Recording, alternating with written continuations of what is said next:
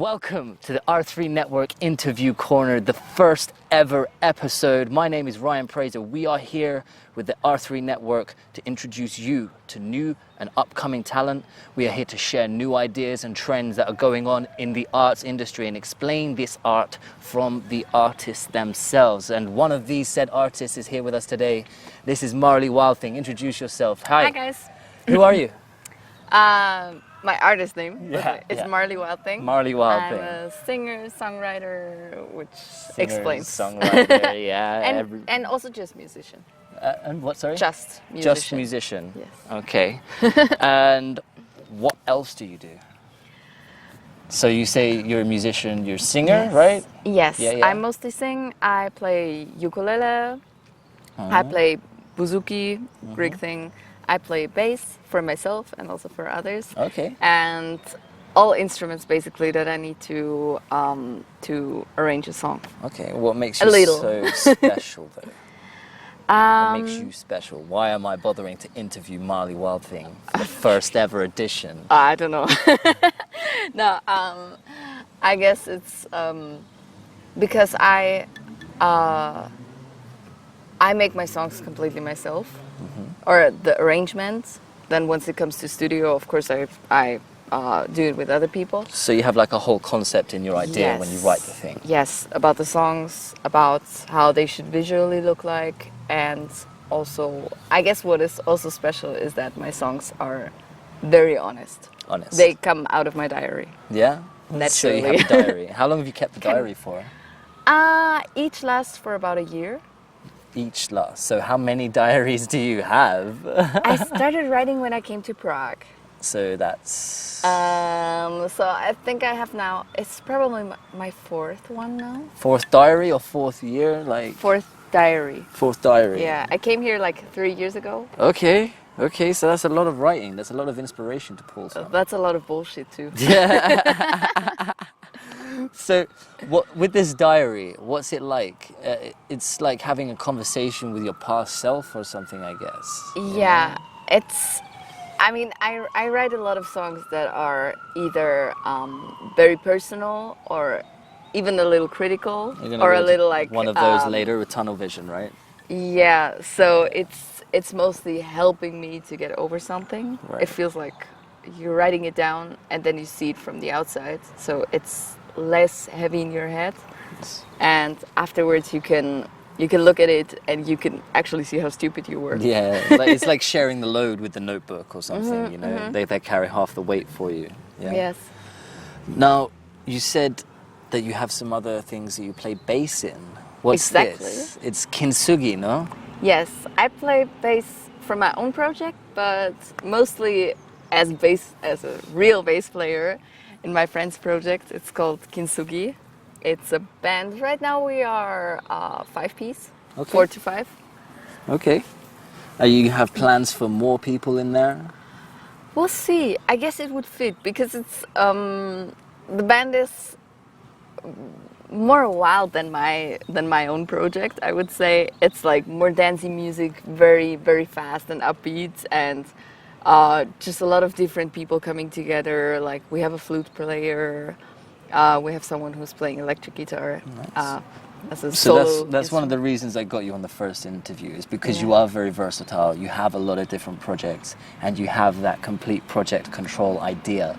Now this is something that we want to do with the R3 project. We want to be convincing artists and showing them how to support themselves. Now you are and each other. an independent musician, are you not? Yes. Right. Now a lot of your opportunities have come through supporting other people. Definitely, Am I right? yes. Yeah, so tell me how you got to perform in places like Bahrain and in Austria. Tell me, what happened? Well, in Austria, it's mostly because I'm from Austria, so I knew some people before, and every now and then just someone texts me, I guess. But I got quite some gigs through friends. I got to Beirut for 3 weeks. Sorry, it's Beirut, not Bahrain. I don't know why I said Bahrain. Excuse me. What did you say? I said Bahrain. I thought it was I Bahrain. thought you It's said Beirut. Berlin. Yeah. Or I got to great people through friends and through other artists. Right. Like the guy that I'm recording with, Okay. Larsen Hackenstedt, is an amazing producer and friend to me, or the guy who actually shot a video for me. The just Tunnelvision recently. video, Yes. yes, which I was a part of. I was one of the actors in the video, and by now you will have seen it, folks. It's going to be available in the description below. But tell us a little bit about Tunnelvision. It's so Tunnelvision is a rather new song. It's dealing with anxiety and how to break out of this. So the song and the video actually shows how it feels like. And So we spoke earlier about isolation from both sides of the thing, both sides of the point of view. At the video shoot, the director was telling you, look as if the people around you are forcing you to go within yourself, things like this. So this is kind of the understanding I got from it. Yeah. Am I right? Like something like this? Yeah. It's about not feeling well in your environment and with the people, even though they might be your friends, but it's just your own mind that doesn't let you free, and that keeps you in this tunnel where you don't see to your left or to your right, and you might not see the end yet. Yeah, you just see that it's just going and going and going, and that's so daunting, right? Yeah. And we spoke about the video, and I'm in one of the scenes where there's a dinner party. That is very great. And we're forcing you into your shell, Marley's character into her shell, by being a little extroverted. We are screaming, we are drinking, we are banging on the tables, we are Licking having stuff, food fighting fights. stuff. It was pretty fun for me, but there's a whole 4 other scenes, something to come. 3 scenes in total. Yeah, it you is. will have seen it by now, obviously, but I haven't. She hasn't. You have? Yes, You've I seen have. it? Are you happy with it? Does it look good? I'm overly happy with it. I was Amazing. jumping when I saw it, like a little girl. Well, we'll give the guys who made it a little shout out in the description below Yes. as well.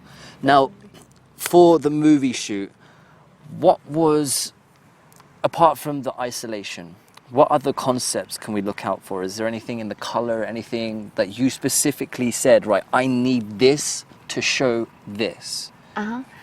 So basically, I had the idea with 3 different scenes, and David Douglas, who directed the whole thing, edited the whole thing, and helped me with all the work aside. Basically, he helped me to make it more approachable, like visually nicer. So we have this one scene where I'm sitting in a completely white room. Okay. And there's nothing around me, which for me means anxiety. That everything is empty. Other people have like too much. I have too little. And and this just shows how you can't even see anything. And then there's the scene. Of course, the name of the song is Tunnelvision. Yeah. So we have a scene in a tunnel where I first don't see the ending. And then you eventually get there. Yes, You see you'll the light. see that. You see the light. You've been healed and testified. So it's a very hot day here in Prague, and I'm currently melting in front of you. One question for you. Yes, You're working as an independent musician. exactly. If you didn't, what would you do? What would be your job? Oof. What would be your career choice? Well, what I did before was working with languages. All right? I studied languages. Okay. So I wanted to be a translator or interpreter for Dutch. For Dutch? Yes, Dutch. Did you learn Dutch? Yes, I speak Dutch fluently. Really? Okay, Yes. cool. And I'm quite easy with languages. So How many do you speak? Or how many do you... Well, it's not that impressive, No to be parts. honest, because I'm lazy. How many do you half speak? Well, I speak German, English, and Dutch fluently, I would say. I'm right now very, very busy studying Czech. So and I think we all I are see here. how it's getting better actually because I practice every day. I learned French, which I still partly understand, I would say. Yeah. That's probably the ones that And would you ever consider teaching lessons in Dutch? I don't think I'm a teacher type. No? You No. couldn't show someone how to play the ukulele for 5 minutes? In Dutch?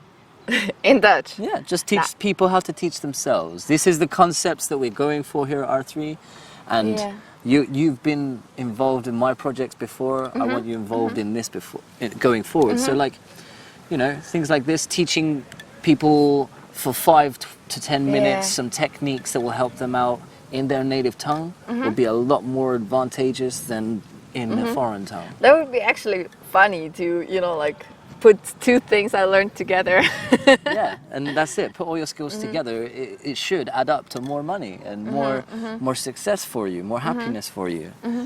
No, definitely as In theory. as a side thing, I would love to show something to people because Yeah. I feel like I taught a lot to myself, which I can give to Pass other on. people. Yeah, yeah. Also like organization stuff, but So more like in a, you know, like friendship way teaching, and not like like it's no my job to formal teach. teaching. Yes. No music theory here. We don't need all of it. Now, you said about the organization skills there. You currently are organizing talent for a few bars, or is it just one? It's just one actually. Just one? Yeah. Okay, so what's because this it's my like? favorite. Yeah, So I kept it. We won't mention the bar here. It's only Sad Man's Tongue. Don't worry. I don't work there. But we're not advertising. But every day they have live music at this venue, and every day I play you there are the too. one that is putting these people in front of the audience for Yeah, us. You're the one that's exactly. either coming down and playing, or you're bringing us some talent to play. Now, what's it like dealing with these guys? And Crazy musicians? yeah, crazy or lazy? I'm not gonna say. No, it's just like, I mean, it happened a couple of times that I got a call 10 minutes before the gig, like, It wasn't me. I forgot. It maybe was me, but No, you didn't call even. yeah, that's more like me. No.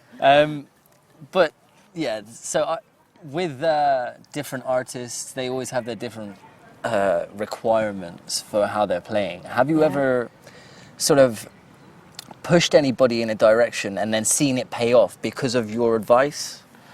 Or have you ever passed something on to somebody that yes. they've adapted into their art, even if it's not music? You know, people take inspiration from songs and put it into tattoos and put lyrics on there. Things like this. I don't know actually, and I'm not sure if I would feel well about You don't want someone someone having a tattoo with of my your lyrics. It would feel weird. I mean, I just had my friends. Yeah, Yeah. And just all the way down the spine or something. exactly. Yeah. Yeah, sure. Like a whole body tattoo. We got someone beeping at us. But definitely with that band we talked about before, with Kontsugi, with Noah, we have a lot of conversations about recording and doing stuff ourselves, which I feel like sometimes I can help because I do this for myself already for a long time. Otherwise, I don't know. I think a lot of times you inspire people without knowing, and you get inspired by people without them knowing. Yeah, that's true. The Rock's still yet to see my work, and yeah, there's lots of inspirations. Your time will come. Yeah, one day he'll see it. One day he'll see it. I'll be in a movie with Dwayne The Rock Johnson, Hollywood movie star. You're gonna kill him. Writing the score totally for it. destroy him. Directing it as well. Yeah, perfect. That's the goal, guys. Aim big, dream big. So, some light questions to finish us off. Yeah. 2 artists that you respect the most, that you value their opinion, they inspire you regularly with content or with something, some essence that's filled your life with something a bit more. Okay. Give me 2 artists. They can be from anything. I have one very famous one and one less famous one. That's perfect. Famous one is maybe a little unexpected. I love Lady Gaga. Lady Gaga? Yes. Okay. For her for her honesty in songs. I'm not always part of such a big fan of like very big production on songs, but I think that lately She's stripped back to her yeah. roots. And So also Lady I think that her Gaga's- earlier songs are actually very true. If you see a live performance of her, it's very inspiring. Yeah. What's her real name?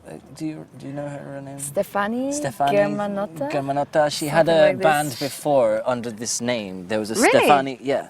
She had a I didn't rock know band that. when she's like 17 to 19. There's some videos on YouTube. You may be able to find it. But yeah, it's would love very to. raw. She's a different kind of artist. And the thing with Lady Gaga, she reinvents herself. She gets these different characters in all of her songs and her projects. It's really interesting. Yeah. As I can see why. I respect that. I respect that. Yeah. And your second one? The second one is called Emily King. I'm Emily not King? sure you ever heard of her. I've not heard of her. She got quite young. She got a record deal, and she recorded one album, and then she just split up with the company because they absolutely didn't do what she wanted to look like and sound like. Like they sold her like a R&B poppy artist. So the record label tried to package her as something she wasn't. Yeah, Okay. and she split with them, and she just started her own solo project, and she recorded an EP all by herself. Imagine- And it's a beautiful piece of art, and I just love it. And I think it's so great to have the respect for yourself, to not follow what someone else tells you, but to actually just follow your own instincts and spend Exactly. time, like 3 years, on something that is 100% you. Yeah, and respect your content too. Respect what you've produced already for Yeah. people, because just because it's not part of what you're doing now, like it could be part of something that somebody finds in a year or they Yeah. found today, you know. Yeah. Just And- because you've done it 5 years ago, it still could be reaching somebody to this day. Yeah, and in her case, it took I guess quite a while to actually get somewhere again. Yeah. But she got there, and now And she it's was okay. touring Europe, and Yeah. she's from New York, so. So, favorite instrument that you never played? Have you got one? Cello. A cello. Yes, I would love to play cello. Where does that come from? It's- What? Where does that come from? I don't know. I just feel like it has many different ways to be played. So like it can be more bassy, it can be higher, and it's very close to the human voice, as far as I know. That's what I heard, that it's the most closest to the human voice. Never heard that. And I don't know, I just love the sound, and So it's I would love to have a cello player if there's anyone out there. cello, kintsugi, Marley Or Wildthing. Marley Wildthing. Let's hook it up. Let's do it. Final question. Favorite gig or type of gig scenario? Very hard to tell, you know, because it's like you might have small gigs with just a couple of friends listening, or big ones. Not so many yet, to be honest. But what I like most, and what is also the most difficult actually, is this little house gigs.